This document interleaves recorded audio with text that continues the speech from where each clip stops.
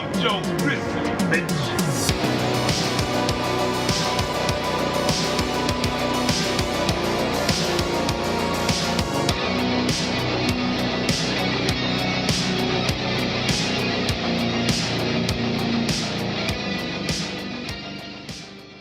What up, Militia? I mean Joe Grizzly. And when I'm not sitting here watching Netflix completely shit to bed in their follow-up to one of the best modern horror trilogies, I'm at the Grizzly Cave, watching movies, reading comics, listening to metal, and of course, crushing beers.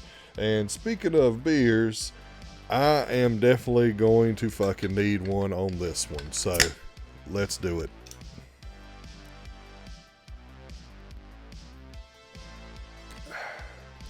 That's better, but still ain't gonna help this review. I was actually really excited for this release because I absolutely love the Netflix Fear Street trilogy, and I was very excited for this installment in the series. I thought that those three movies really expanded Netflix's horror catalog because overall their horror catalog is very weak, but those three were like three big standouts for me. So as you can already tell, was this latest installment worth the 4-year wait? Let's talk about it. This is Grizzly Grade Reviews.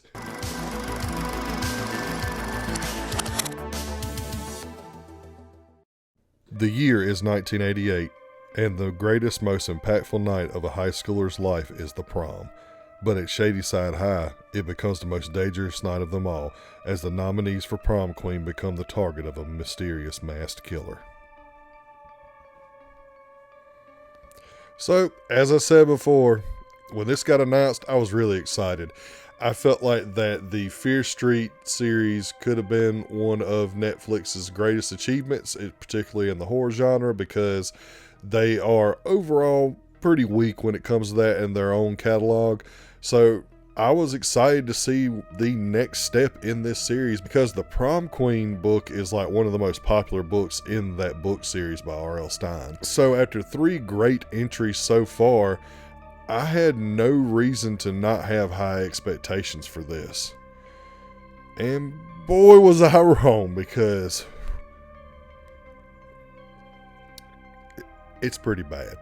So starting off with the positives, the kills are pretty good. They aren't anything super creative. They're not these revolutionary kills, and a lot of them are CGI as well. But overall, they're pretty solid kills. There were some moments where I was like, oh shit, and it got a uncomfortable laugh out of me, but none of them were very mean-spirited or anything. They were just kills. And I do appreciate that they at least had some decent kills in this movie. And as dumb as it sounds, I really like the font in the intros and outros that they did when the credits were up on the screen. I don't know what it is, but I like when it's like R.L. Stine's Fear Street. I thought that it looks really cool to me, and the aesthetic is really cool and pleasing for me to see. I don't know why. Maybe it's a nostalgia thing. I don't know, but I liked it. Moving on to the mixed. Yep, this review is going really, really fast. I like the 80s just like everybody else does. I love the music of the 80s, and this is something that I also had a problem with the first Fear Street trilogy, is they pick a pretty much paint by numbers soundtrack to give us here, where it's like pretty much every 80s song that's played in every 80s themed movie ever is played in this movie, but the songs are random and they don't really fit the scene for the most part. And particularly like in the first Fear Street movie, 1994, they rapid fire them at you like it's one song after another, and then the rest of the movie there is no music. It's just a score. And it's just really strange, and it's something that I paid a lot of attention to in this one, and it's no different. They do the same thing here. I like White Wedding. I like stuff like that, but I've heard it 1,000 times in movies. I want to hear something new, something different from that 80s catalog where there were so many great songs in the 80s that to choose from. You don't have to keep choosing the same songs, is all I'm saying. And the 80s aesthetic is here, but it is definitely not it's not emphasized at all, in the sense that the most minimum effort whatsoever was put into this, making it look like the 80s. Yeah, they got the 80s costumes, they got cars, this, that, and the other, although there is one car that is a Mustang model that definitely stands out and doesn't feel like it was in the 80s, especially this late in the 80s, but I could be wrong. But it just felt like that the attention to detail was very macro instead of, somewhere between macro and micro, where it felt a little more authentic. And that also goes for the dialogue as well. The dialogue in the movie is, at times, has that 80s feel, but there's a little bit of modern dialogue in there that doesn't fit either.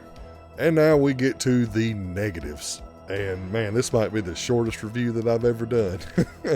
The one of the first things that I noticed in this movie is it's trying really, really hard to be a cheesy 80s slasher with the lowest amount of effort.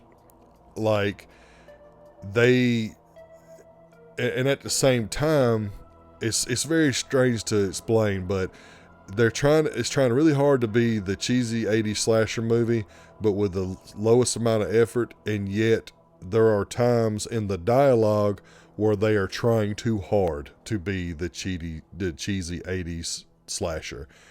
And it just sends very mixed signals in my brain. Like, it felt like someone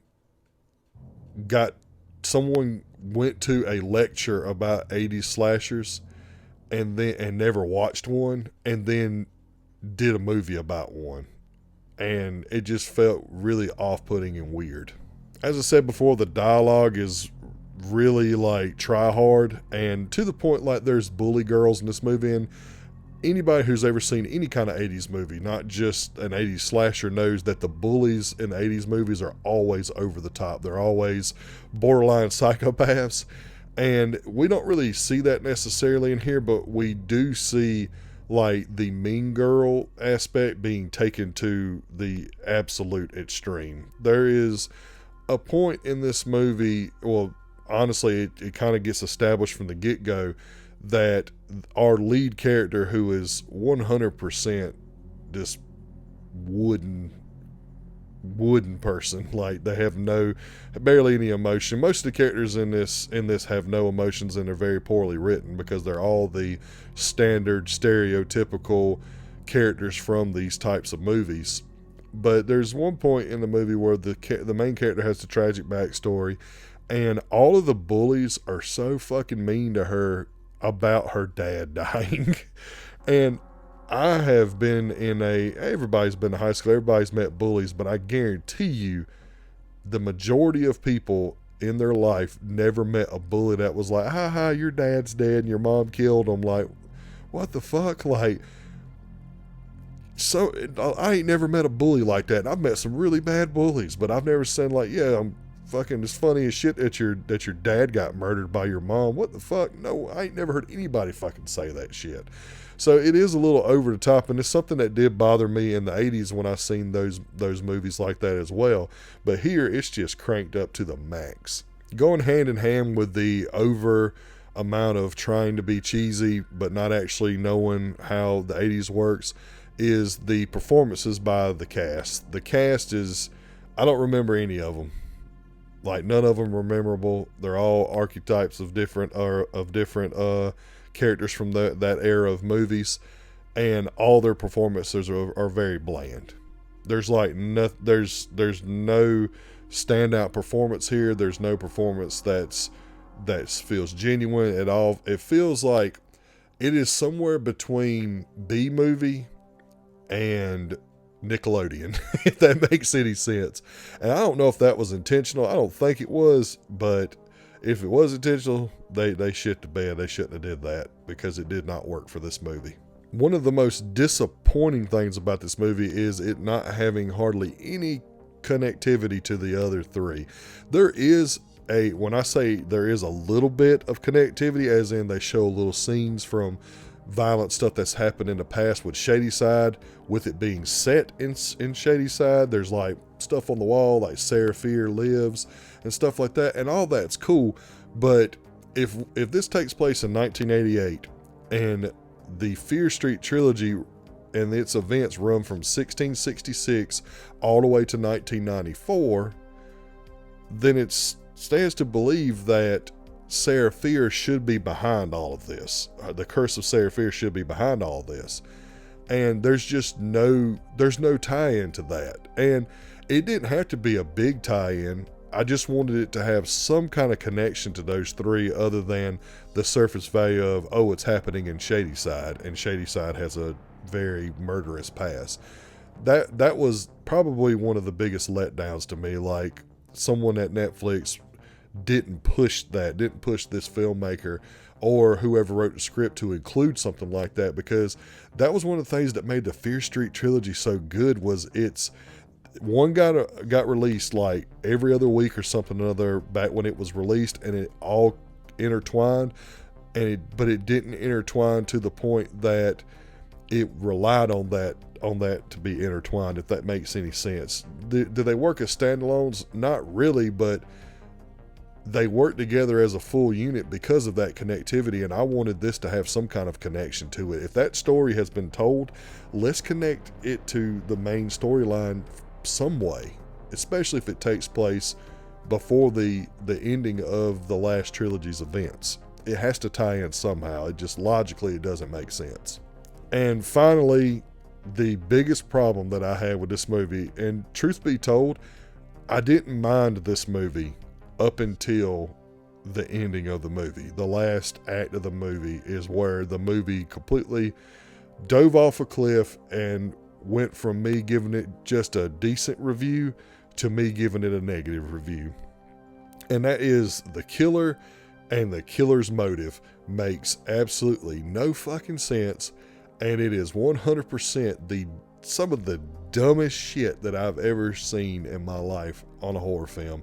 And that says a lot, because a lot of the motives in the 80s sucked, but this one sucked worse. There wasn't really this much of a build-up for everything. It was just one of those things where it instead of it being revenge, which was one of the main like plot lines in most 80s slashers that aren't the big franchise slashers, are someone got wronged in the past and now they are there to seek their revenge. That is usually the template for 80s slashers, and that's kind of here like this much, but the overall act of everything was done pretty much just because. And that's so fucking weak, and it makes the events of the movie hold no weight. It makes nothing make any sense, and that would have been an opportunity for them to tie in the whole Sarah Fear curse and stuff, and they fucking didn't do it. Instead, they gave us one of the worst fucking endings to a slasher film ever fucking conceived, because it makes no fucking sense. And it doesn't make no sense because it was a weak script. It makes no sense overall because it's just fucking stupid. So that was definitely the breaking point for me that took it from being a this is okay watch to this movie sucks.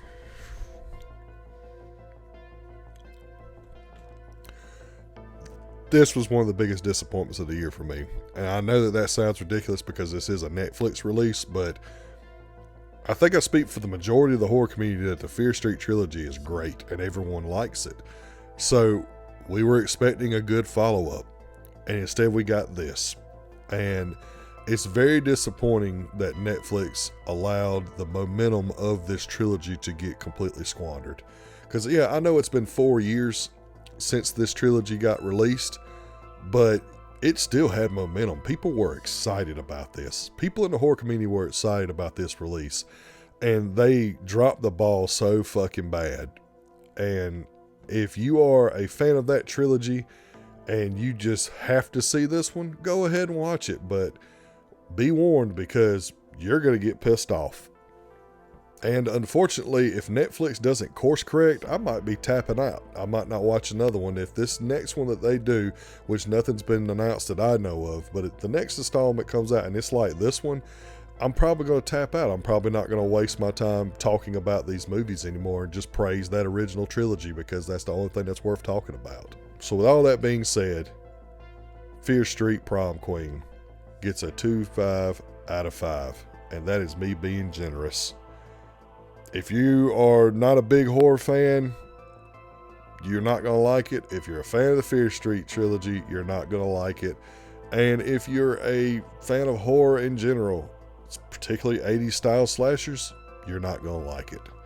So if I were you, I would just skip this one.